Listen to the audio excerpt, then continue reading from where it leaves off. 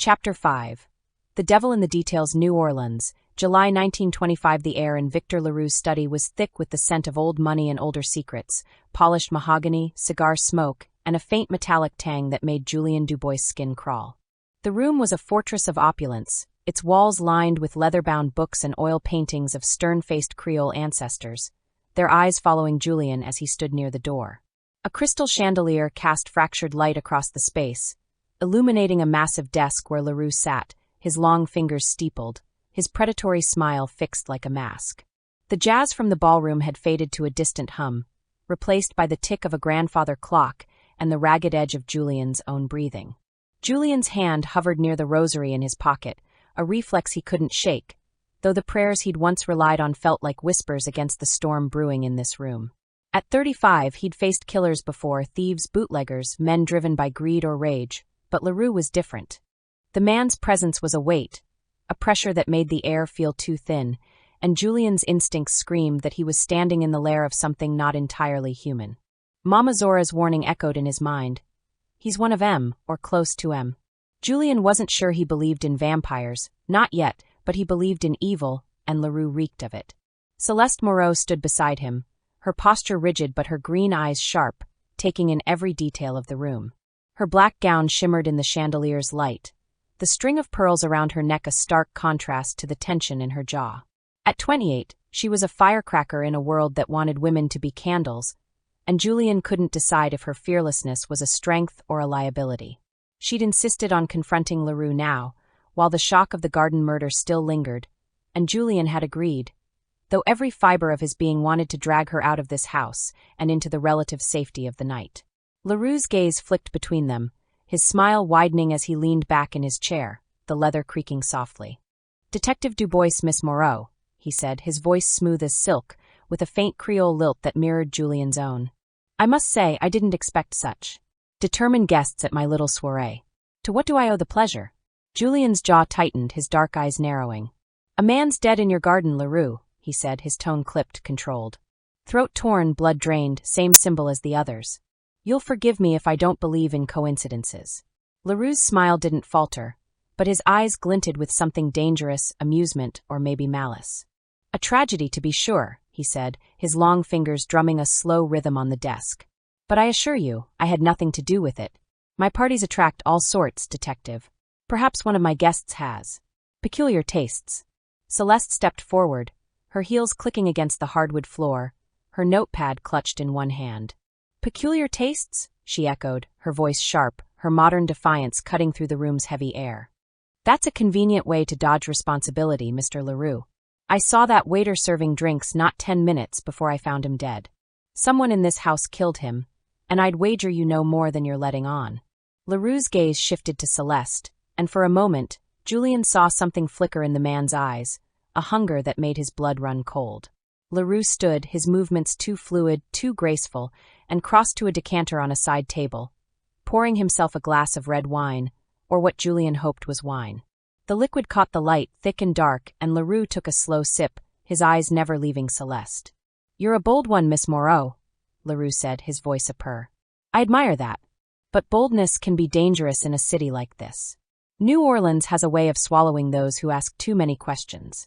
Julien's hand twitched toward the revolver holstered beneath his tuxedo jacket, his instincts screaming to get Celeste out of here. "We're not here for threats," he said, his voice low, a warning. "We're here for answers. That symbol on the body, a crescent moon with thorns. What does it mean?" Leroux set his glass down, the clink of crystal against wood echoing in the tense silence. He moved closer, his presence looming, and Julien caught a faint scent, something metallic like blood, mixed with an earthy undertone he couldn't place. "You've been talking to the wrong people, detective," Leroux said, his smile fading into something colder.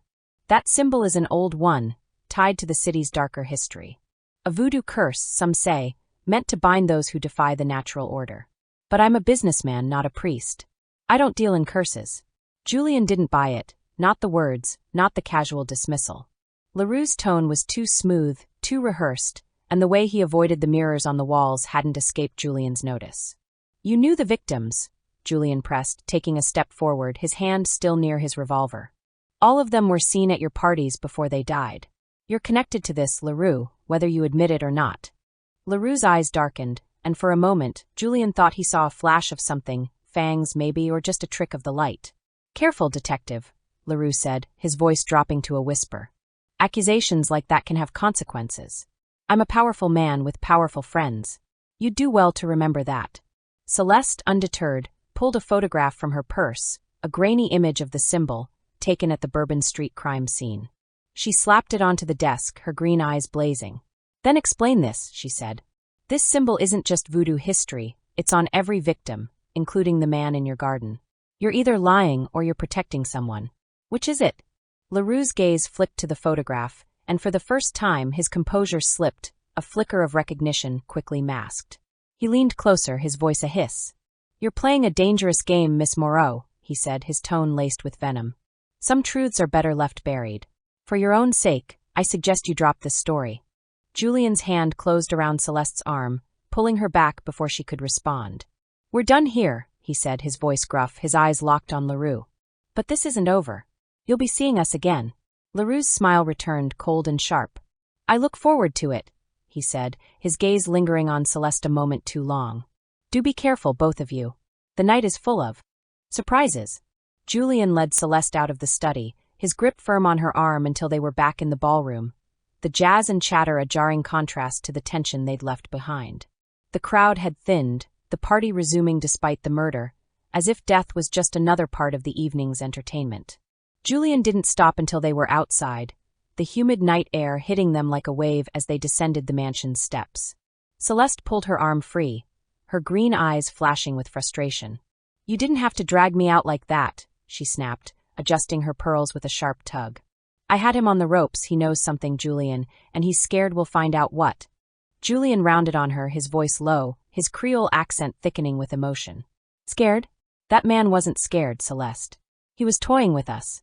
You saw his eyes, there's something wrong with him, something unnatural. We need to be smarter about this, or we'll end up like that waiter." Celeste's defiance faltered, her gaze dropping to the cobblestones as the weight of his words sank in. She'd felt it too, the malice in LaRue's presence, the way his eyes seemed to see too much. But she wasn't about to admit it, not when she'd fought so hard to prove she could handle this. "I'm not backing off," she said, her voice quieter but no less resolute. "He's hiding something, and I'm going to find out what, with or without you." Julian sighed, running a hand through his dark hair, his fedora forgotten in his other hand. "I'm not asking you to back off," he said, his tone softer now, almost pleading. "I'm asking you to be careful. We're in this together, but we're playing with forces we don't understand. Mama Zora said they're after a sacrifice, someone tied to the old magic. I don't know what that means, but I don't want it to mean you."